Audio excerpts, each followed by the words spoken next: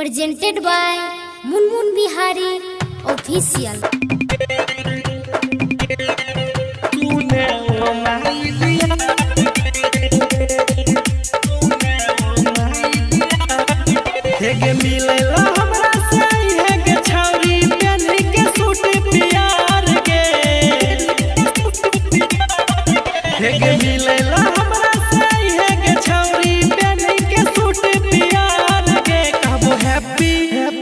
happy new year गे सुने ओ my dear गे कहबो हैप्पी न्यू ईयर गे सुने ओ माई डियर गे सुने ओ माई